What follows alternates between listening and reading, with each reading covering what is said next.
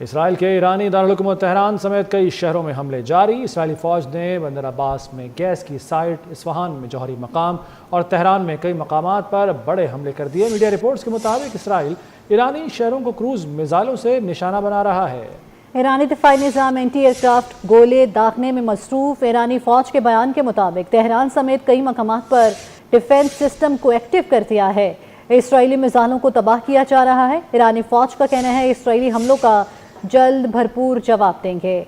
तो आपको बताते चलें, इसराइल के ईरानी दारुल हुकूमत तेहरान समेत कई शहरों में हमले जारी हैं। इसराइली फ़ौज ने बंदर अब्बास में गैस की साइड, इस्फहान में जौहरी मकाम और तेहरान में कई मकामात पर बड़े हमले किए। मीडिया रिपोर्ट्स के मुताबिक इसराइल ईरानी शहरों को क्रूज मिसाइलों से निशाना बना रहा है। ईरानी दिफाई निज़ाम एंटी एयरक्राफ्ट गोले दागने में मसरूफ। ईरानी फ़ौज के बयान के मुताबिक तेहरान समेत कई मकामात पर डिफेंस सिस्टम को एक्टिव कर दिया है। इसराइली मिसाइलों को तबाह किया जा रहा है। ईरानी फ़ौज का कहना है इसराइली हमलों का जल्द भरपूर जवाब देंगे। तो आपको आगाह कर रहे हैं कि इसराइल के ईरानी दारुल-हुकूमत तेहरान समेत अब भी कई शहरों पर हमले जारी हैं और इसराइली फ़ौज ने बंदर अब्बास में गैस की साइट, जबकि इस्फहान में जौहरी मकाम और तेहरान में भी कई मकामात पर बड़े हमले किए हैं। क्रूज मिसाइलों से निशाना बनाया जा रहा है इसराइल की जानिब से, ये बताया जा रहा है मीडिया रिपोर्ट्स के मुताबिक। और ईरानी दिफाई निज़ाम एंटी एयरक्राफ्ट गोले दागने में मसरूफ़ है, जबकि ईरानी फ़ौज के बयान के मुताबिक तेहरान समेत कई मकामात पर डिफेंस सिस्टम को एक्टिव कर दिया है। इसराइली मिसाइलों को तबाह किया जा रहा है। इसराइली फ़ौज का ये कहना है कि इसराइली हमलों का भरपूर जवाब देंगे। तो इसराइल की जारहियत जारी है। इसराइल ने हमला किया ईरान पर, ईरान ने जवाबी वार किया और अब फिर से तेहरान समेत कई शहरों में हमले जारी हैं। Air commander retired Khalid Chishti साहब हमारे साथ मौजूद हैं। बहुत शुक्रिया खालिद चिश्ती साहब वक्त देने के लिए 24 न्यूज़ को। सर, गुज़श्ता रात भी आपसे गुफ्तगू हुई थी, इस बारे में बात हुई थी। अब जो इसराइल दोबारा हमले कर रहा है ईरान पर, यह सिलसिला ज़ाहिर थमता हुआ नज़र नहीं आ रहा। हालांकि मुख्तलिफ ममालिक इस मामले का हिस्सा बन रहे हैं, बातचीत हो रही है, सालसी की पेशकश भी की गई है रूस की जानिब से। किस तरफ जाते देख रहे हैं आप सूरत हाल को?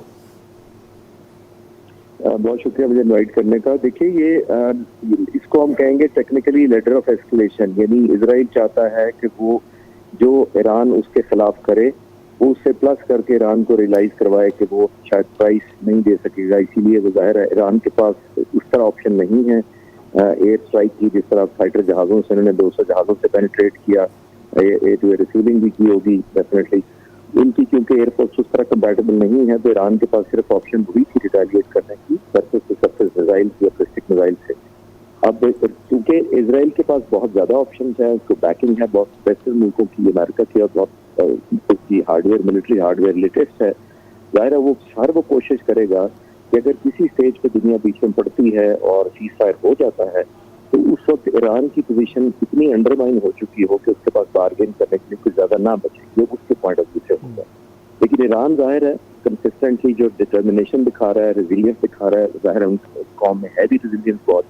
उनका मकसद ये है कि जाहिर है ज्यादा से ज्यादा प्रोहिबिटिव प्राइस देनी पड़े इजराइल को, और उसको ये कीमत देनी पड़े कि उसने जो अटैक किया उसको, उसके लोगों को, उसकी मिलिट्री को और उनके इंफ्रास्ट्रक्चर को भी उसी तरह हिट बैक किया जाए ताकि उसको रियलाइज हो ईरान पर हमला करना उसकी एक गलती थी, या उसको एक रिग्रेट करना पड़े प्राइस वाइज इतनी ज्यादा थी। तो इस वक्त ये कंपैरिजन दोनों मुल्कों के दरमियान ऑब्वियसली एक टसल इस लेवल तक पहुंच चुकी है कि वो ज्यादा से ज्यादा डैमेज को कॉज करना चाहते हैं, और ना सिर्फ फ्यूचर ऑब्वियसली प्लानिंग के लिए, फ्यूचर स्कोर सेट करने के लिए, एक इमेज सेट करने के लिए, परसेप्शन बताने के लिए, और बल्कि ये भी चाह रहे हैं कि अगर किसी तरह सीज फायर हो जाती है किसी मुल्क के, यूनाइटेड नेशन से, अमेरिका से या किसी की तरह, तो फिर उनको ये एक बेहतर बार्गेनिंग पोजीशन होनी चाहिए। दोनों मुल्क ये सब कोशिश कर रहे हैं।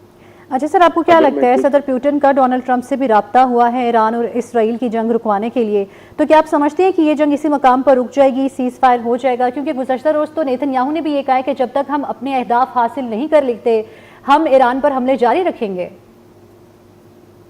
देखिए, ये सिर्फ मिलिट्री की या हार्डवेयर मिसाइलों, क्रूज और जहाजों की जंग नहीं है, ये साइकोलॉजिकल वॉरफेयर भी है, साइऑप्स भी है, ये साइकोलॉजिकल ऑपरेशंस भी हो रहे हैं, इंटेलिजेंस ऑपरेशंस भी हो रहे हैं। ये हर तरह से कोशिश कर रहे हैं, खास तौर पे इजराइल ये कोशिश कर रहा है कि साइकोलॉजिकली ईरानियन कौम को और मुतनफर किया जाए, एक एलिमेंट ऑफ इनसिक्योरिटी पैदा की जाए उनकी हुकूमत के खिलाफ, और ऐसा उनका रिजॉल्व को तोड़ा जा सके या डैमेज किया जा सके जो इजराइल के खिलाफ लड़ने का है।